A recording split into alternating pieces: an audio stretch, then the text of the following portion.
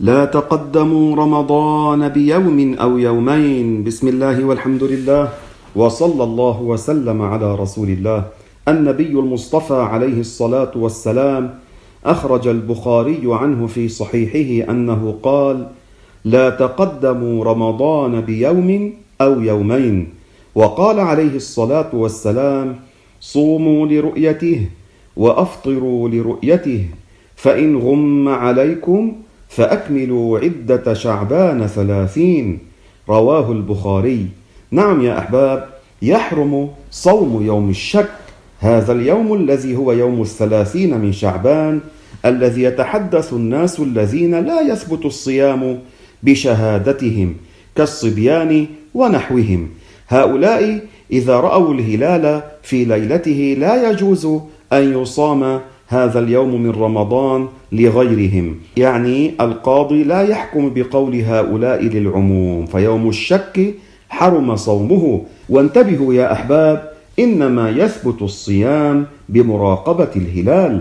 هذا الهلال يثبت رؤيته برؤية البالغ العدل الحر، يقول: أشهد أني رأيت الليلة هلال رمضان.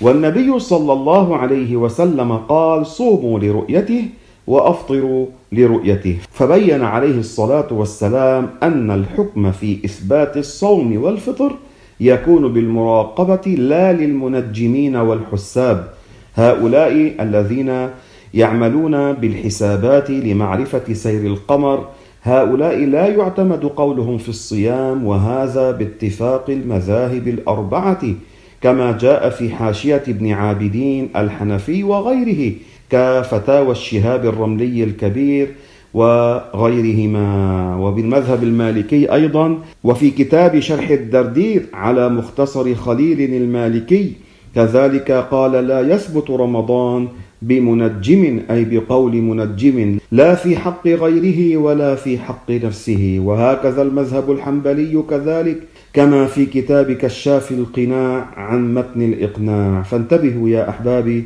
فإن هؤلاء الذين يعتمدون على الحسابات لمعرفة أوائل الشهور لا يؤخذ بكلامهم، بل كما قال سيد العالمين: صوموا لرؤيته وأفطروا لرؤيته.